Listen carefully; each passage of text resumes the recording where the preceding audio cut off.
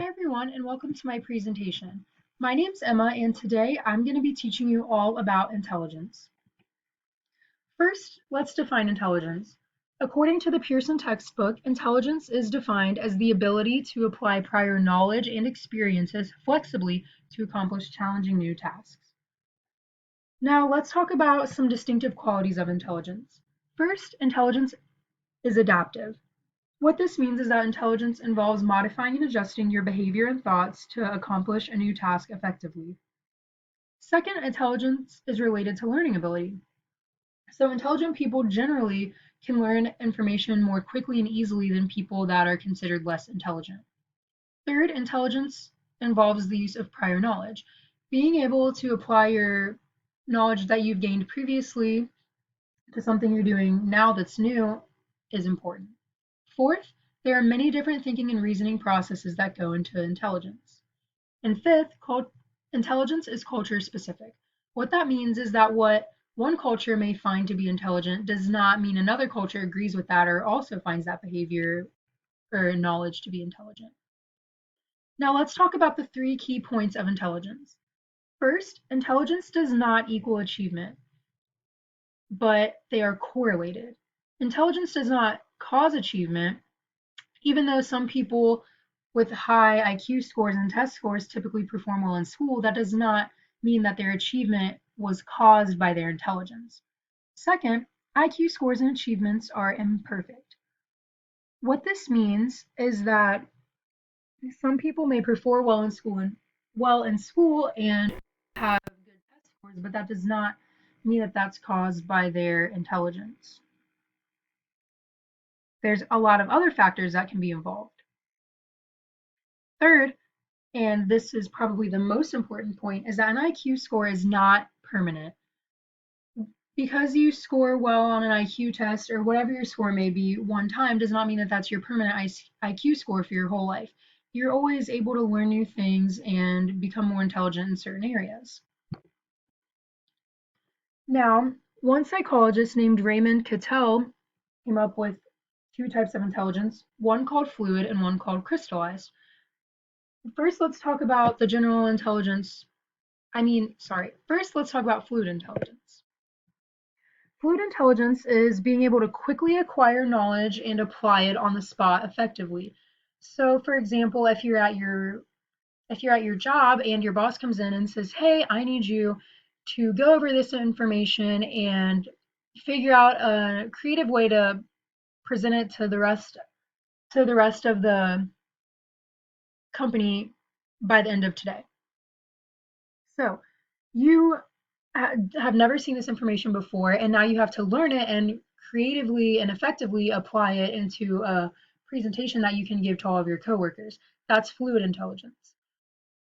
Next is crystallized intelligence. Crystallized intelligence is the intelligence that you've accumulated over time throughout your life and personal experiences and schooling from your culture and being able to use that in your life. So an example for this is, let's say that you are taking a test to be able to graduate high school, like I get like the OGT, the Ohio graduation test. So that probably will have information that you should have been acquiring over your whole schooling from kindergarten through 10th grade. So to be able to take that test effectively, you have to pull that information from your crystallized intelligence. Next, intelligence involves processes and abilities. Now, there are a few psychologists that added on to Cattell's theory of fluid and crystallized intelligence to develop this model. This is called the Cattell-Horn-Carroll theory of cognitive development, and there's three levels. The first level is general intelligence. The second level is about 9 to 10 specific abilities like processing speed and general reasoning and general world knowledge and things like that. The third tier is even more specific abilities, about 70 or so specific abilities. This model has become very useful in predicting student achievement and many intelligence tests today many intelligence tests today include components and abilities taken from this model.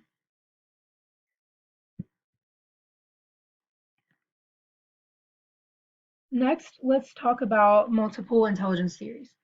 So, learners may be more intelligent in some domains than others. Robert Steinberg developed three different types of multiple intelligence. First is analytical. Analytical intelligence is being able to analyze, contrast, and evaluate information in academic settings and in intelligence tests. Second is creative intelligence. This involves imagination and innovation and being able to be creative in your ideas and your thoughts.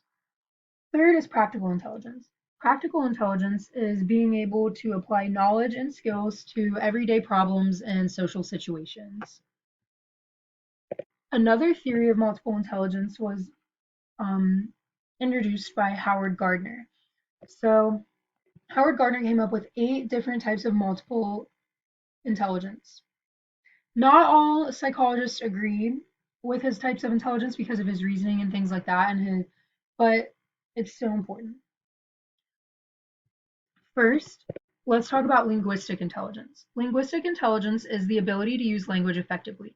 So an example here is being able to write poetry or being able to make persuasive arguments. Second is logical mathematical intelligence.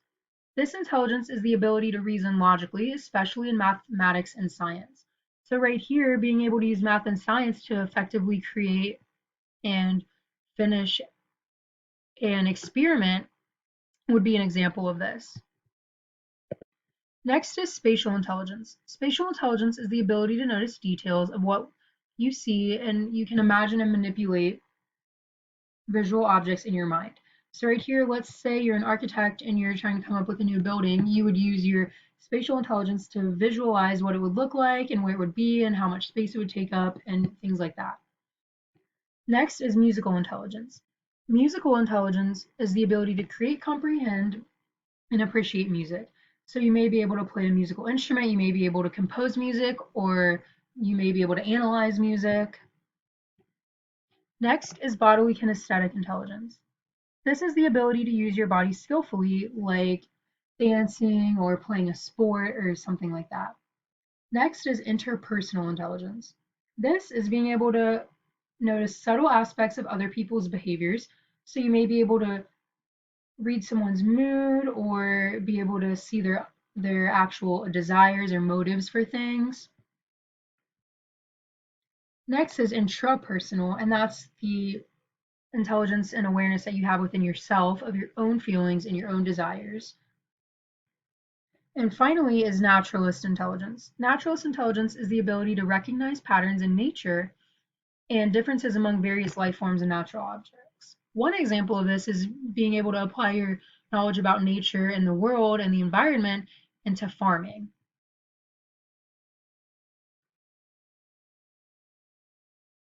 Now let's talk about how intelligence can be a product of inherited characteristics and environmental influences.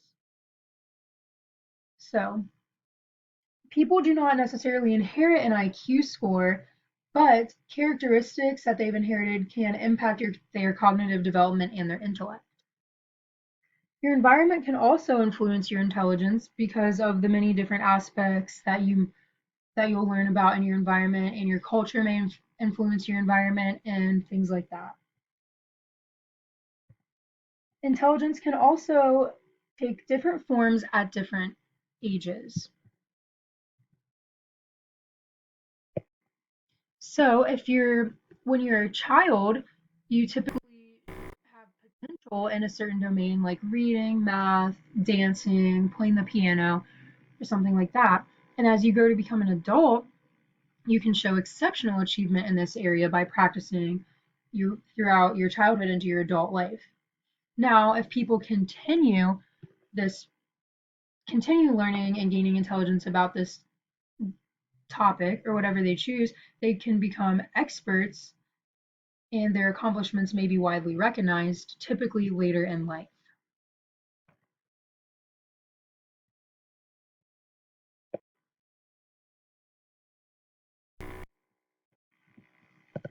Now, let's talk about how learners may have specific cognitive styles and dispositions.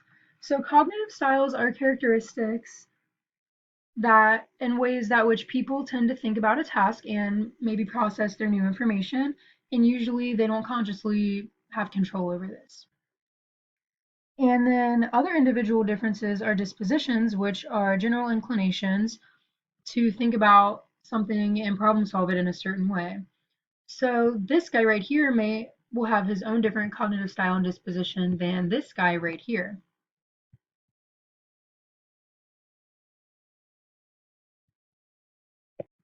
Now let's talk about culture. So as I mentioned earlier, cultural intelligence is different for everybody. Everyone has their own culture and different things that make up who they are. Now, and a culture can influence your intelligence because, like I said before, not every culture may think one thing is intelligent that another culture does. So, an example of this is in North America and Western Europe, intelligence is usually thought of the ability and that a child has an academic achievement and professional success as they grow into an adult. But in other cultures, like maybe Hispanic, African, and Asian cultures, Hispanic, African, and Asian cultures, they may think of intelligence as having good social skills and academic skills while also being able to maintain good relationships with the people in their life. This is just one example of how intelligence can differ between cultures. Finally, let's talk about distributed intelligence. Distributed intelligence is defined as learners who think and perform more effectively when they're able to distribute their information other places. There are three different ways that learners can do that. One is to use technology to manipulate the information, like large amounts of information that they have. Second is to be able to use their cognitive ability to think of diagrams and charts and equations to work through this intelligence. And finally, being able to work in groups and use other people to be able to distribute your intelligence is also effective. Thank you so much for listening to my presentation. This is just a picture of me, and I really appreciate it, and I hope this helped you learn more about intelligence. Here's my reference, which was our textbook for our class. Thank you and have a great day.